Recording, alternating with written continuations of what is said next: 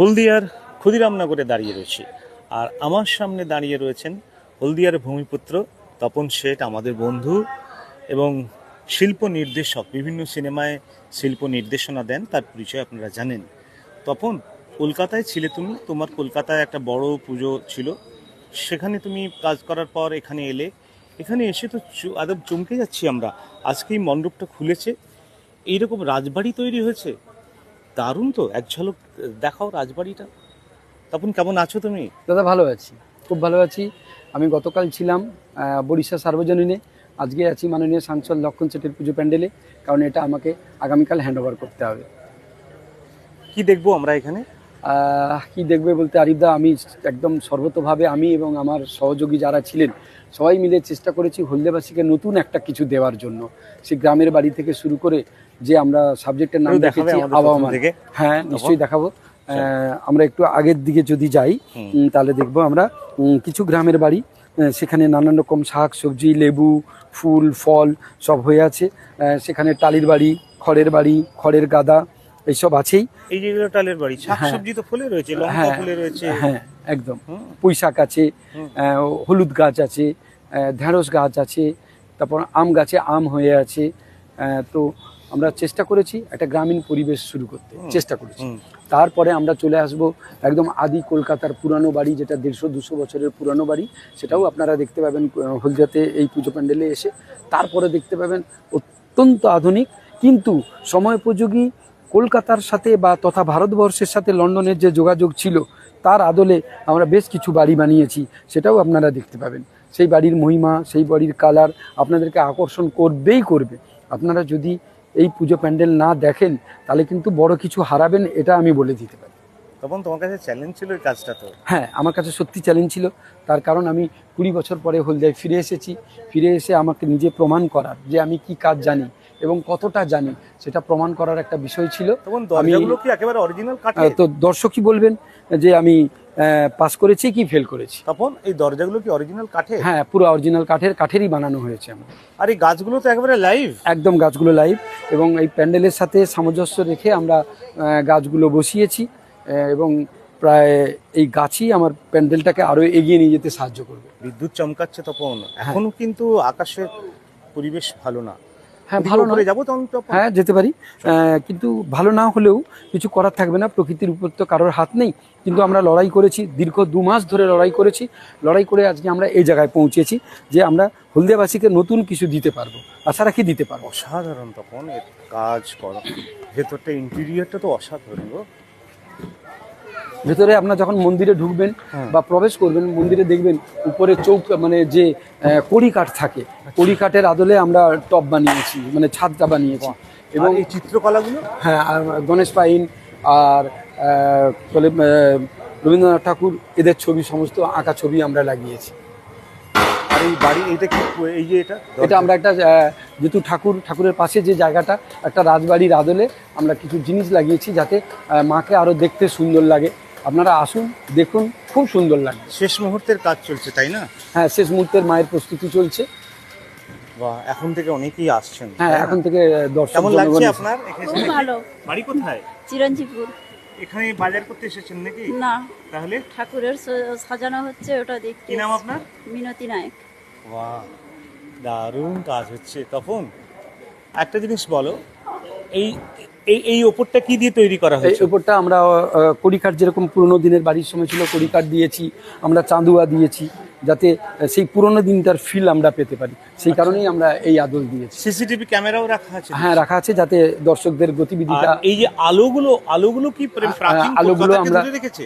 হ্যাঁ, এই আলোগুলো অ্যাকচুয়ালি আমরা বলি ওয়ালগিরি, এটা আমরা অ্যান্টিক ওয়ালগিরি ইউজ করেছি। আমি এটা কলকাতা থেকেই এনেছি। আচ্ছা, বাহ। আচ্ছা, এই যে দরজার যে এগুলো রংগুলো করেছে, হ্যাঁ, এই যে দরজার রং, এগুলো মরিচ গ্লাস বলি আমরা। এটা আগেকার দিনের বাড়িতে সমস্ত মরিচ গ্লাসের এরকম ডিজাইন হতো। আলো করলে তো বিচ্ছুরণ, ভীষণ সুন্দর লাগবে, লাল নীল সবুজ হলুদ, ব্যাপারটা ভীষণ ভাবে খুলবে। আচ্ছা, মানুষ ঢুকবেন কোনটা দিয়ে? মানুষ, আপনি সামনের দিকে যেটা দেখতে পাচ্ছেন ওখান থেকে মানুষ ঢুকবেন, মায়ের দর্শন করবেন, এবং চারিদিকে যে আমরা আবহমান তৈরি করেছি সেটা দেখবেন, দেখে ডান দিক এবং বাঁ দিক থেকে বেরিয়ে যাওয়ার চেষ্টা করবেন। এইটা দেখবো তপন, এইটা তো হ্যাঁ। দারুণ সুন্দর। এখানে কি হ্যাঁ। বারান্দায় দাঁড়ানো যাবে? হ্যাঁ, বারান্দায় দাঁড়ানো যাবে, কিন্তু আমরা উঠতে দেবো না কাউকে, কারণ দর্শকরা এত দর্শক হয় আমি শুনেছি, যেটা আমি তো আগে হলদিয়ার পুজো দেখিনি, মানে লক্ষণবাবুর পুজো দেখিনি, তো সেই কারণে আমি ওটা শুনে ওঠা বন্ধ রেখেছি, কিন্তু ওঠা যাবে, উঠতে দেবো না আমরা। তখন কি সুন্দর কাজগুলো এগুলো। এই যে বাড়িটা তুমি দেখাচ্ছ আরিফ দা, এটা হচ্ছে লন্ডনের আদলে বাড়ি বানানো। আচ্ছা, এই ডিজাইন কিন্তু আমরা যে ডিজাইনগুলো তুমি দেখতে পাচ্ছ আরিফ দা, হ্যাঁ। এটা আমরা হলদিয়াতে বসেই বানিয়েছি। আচ্ছা, হ্যাঁ দেখি। এই গাছগুলো তো একেবারে তো মানে মাটিতে প্রথিত হয়েছে একদম মাটিতেই আমরা হ্যাঁ? বসিয়েছি। এটা তো প্রায় 1-2 মাস আগে থেকে 2 মাস আগে থেকেই গাছ কিন্তু লাগিয়েছি। বোঝা যাচ্ছিল না যে এত সুন্দর হবে এটা। দারুণ, অ্যাম্বিয়েন্সটা ভীষণ সুন্দর। থ্যাংক ইউ দাদা। প্রিয় thank দর্শক, you. আপনারা আসবেন এবং আমার মনে হয় এই মণ্ডপটি আপনাদের চোখ ধাঁধিয়ে দেবে। যখন অ্যান্টিক আলো দিয়ে সাজবে, এই এলাকাটি আলোয় প্লাবিত হয়ে যাবে। এই আলোর প্লাবনটি আপনারা দেখতে পাবেন। তখন এই যে ঘর, এই পাশে এই গোটা পরিবেশটা, আর এইখানে কি মানুষ ঘুরে বেড়াতে পারবে? হ্যাঁ, মানুষ বেড়াতে পারবে, কারণ এটা প্ল্যাটফর্ম হয়ে যাবে। আচ্ছা। তারপরে যেটুকু প্ল্যাটফর্ম নেই, তারপর ইট দিয়ে বালি দিয়ে দেওয়া হবে। যাতে এই জায়গাটা বলো তখন। এইখানটা আমরা একদম মানে লন্ডনের আদলে লাইট এনেছি কলকাতা থেকে, এটা আমরা বসবে? কালকে লাইটিং করে নেবো এই উঁচু জায়গাগুলোর উপর বসবো। আচ্ছা, সব লাইট এসে গেছে, আগামীকাল লেগে যাবে। আরে গাছগুলো তো বৃষ্টি পেয়ে একেবারে একদম তাজা হয়ে হ্যাঁ। গেছে। আরো মজার ব্যাপার এই তো, তোমাকে একটা জিনিস বলা হয়নি, হ্যাঁ, বলো। আমরা 70 বাতি ঝাড়বাতি লাগাচ্ছি মায়ের সামনে। 70 বাতি একটা, আর 40 বাতির 4টে লাগাচ্ছি, ঝাড়বাতি যেটাকে লাগানো? স্যান্ডেলিয়ার বলি আমরা। কি বলে? স্যান্ডেলিয়ার। 70 বাতি। স্যান্ডেলিয়ার? হ্যাঁ, 70 বাতি, 70 থেকে 80 বাতি স্যান্ডেলিয়ার লাগাবো, মানে একদম রাজবাড়ির মতো, যেটাকে আমরা ঝাড় বলি সেইটা। এই রাজবাতি মানে এই যে ওটা বাতিগুলো- কলকাতা থেকে আনা হয়েছে। আচ্ছা, এগুলো চলে এসেছে সব চলে এসেছে, আজকে আলো রাতে কি লেগে কালকেই হ্যাঁ, কালকে ওপেন হয়ে যাবে, কালকে ওপেন হয়ে আপনারা যাবে। কি মানে দেখতে এসেছেন? একদম এখন তো আমাদের করিনি, কেমন লাগছে দেখে? দারুণ লাগছে, মুগ্ধ হয়ে দাঁড়িয়ে আছেন, দেখছি একদম তো। খুব সুন্দর। প্রিয় দর্শক দেখুন, যারা এসেছেন তারা কিন্তু মুগ্ধ হয়ে দাঁড়িয়ে আছেন।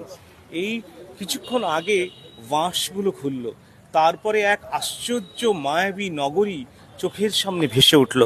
যে স্বপ্নের শহর আমাদের স্মৃতিতে থাকে, আমাদের সত্তায় থাকে, আমাদের চেতনায় থাকে, তাকে ফুটিয়ে তুলেছে আমাদেরই হলদিয়ার ছেলে তপন। তপন, তুমি কিন্তু খুব সুন্দর কাজটা করেছো। আরিফদা, তবে এখানে শেষ আমাকে কথা আরেকটা বলবে কথা হয়তো বলতে হবে। দর্শকরা। আমি তোমাকে থামিয়ে বলছি, শেষ কথা হয়তো বলবে দর্শকরা। অবশ্যই, আমি অবশ্যই। তোমাকে চিনি, তোমাকে জানি, তোমার প্রতি আমার মুগ্ধতা থাকতেই পারে, কিন্তু যারা দর্শক অবশ্যই থাকে। তারা বলবেন, দেখো আজই কিন্তু বহু মানুষ এসে দাঁড়িয়ে রয়েছেন, অবাক দৃষ্টিতে দেখছেন। আমি বলতে পারি এই মণ্ডপে এলে একেবারেই মনে হবে না এটি কিন্তু মণ্ডপ তৈরি, মনে হবে কোনো একটা প্রাচীন বাড়ির সামনে দাঁড়িয়ে আছি, চিরন্তন সময়কে ধরে রেখে আবহমান কাল ধরেই যা চলছে, তাই না তপন? কি বলবে? একদম একদম একদম আরিফদা, একটা কথা না বললেই নয়, জাস্ট আমি তোমার অনুমতি নিয়েই বলছি। এই পুজো প্যান্ডেলে কাজ করার জন্য আমি সত্যি কৃতজ্ঞ জানাবো জয়ের কাছে, প্রণববাবুর কাছে, মান্না কাকুর কাছে, এবং দেব ডেকোরেটার্স ভুনাদা। উনি নিরলস চেষ্টা করেছেন আমাদের সাথে সঙ্গ দেওয়ার, এবং উনি নিজে দাঁড়িয়ে আমার প্যান্ডেলে বাঁশ বাঁধার জন্য হেল্প করেছেন। মুনাদাকে অসংখ্য ধন্যবাদ। তপন, তুমি কি মনে হয় যে এই প্যান্ডেলটা আগামীকাল খুলে যাবে পুরোটা? হ্যাঁ, আগামীকাল একদম আশা রাখি খুলে যাবে। আজকে বৃহস্পতিবার, হ্যাঁ, বৃহস্পতিবার সন্ধ্যায় এই ভিডিওটি আমি ধারণ করছি। আর এই গাছগুলো, এই গাছগুলো, এখানে একটা সেলফি জোন হবে, 8 আচ্ছা। ফুটের একটা সেলফি জোন আছে, চারিদিকে আচ্ছা। তার মিরার লাগানো। এটা ও। দর্শকদের জন্য উপহার দেবো আমি, সেলফি জোন। Selfie zone? হ্যাঁ, একদম আজকে আচ্ছা। প্রকাশ করলাম, এতদিন প্রকাশ করিনি। আচ্ছা। আজকে জাস্ট প্রকাশ করলাম, সেলফি জোন বানানো হয়ে গেছে, হ্যাঁ। বৃষ্টি হচ্ছে বলে বাইরে বের করিনি, কিন্তু আগামীকাল হয়তো বের আমি করব। জানি না তপন ক্রাউড ম্যানেজমেন্ট কিভাবে করা যাবে। হ্যাঁ, এত ওনারা বিশাল নিশ্চয়ই ভালো মানুষ কিছু ব্যবস্থা আসবেন। করেছেন। অকল্পনীয়, অকল্পনীয় একটা আশ্চর্য প্রাসাদ তৈরি হয়েছে এখানে। যে প্রাসাদ তৈরি করেছেন হলদিয়ারই এক শিল্পী, এবং হলদিয়াতে একাধিক অসম্ভব ভালো মণ্ডপ হচ্ছে। কার কথা বলবো ছেড়ে, যেমন মৈত্রীভূমি, হাজরা মোড় মৈত্রীভূমির কথা বলতে পারি, দুর্গাচক, বাসুদেবপুর ক্ষুদিরাম স্মৃতি সংঘ, দেবাশিসের মণ্ডপ এবং মিলন সংঘ, এরকম অসংখ্য মানে মণ্ডপ হচ্ছে। কিন্তু এই মণ্ডপটি একেবারেই আলাদা। এর পরিসর, এর ব্যাপ্তি, এর ব্যাপকতা এবং এর নান্দনিকতা নিঃসন্দেহে চোখ টানছে, তাই না তপন? ভালো থেকো তপন, দাদা, থ্যাংক ইউ, থ্যাংক ইউ।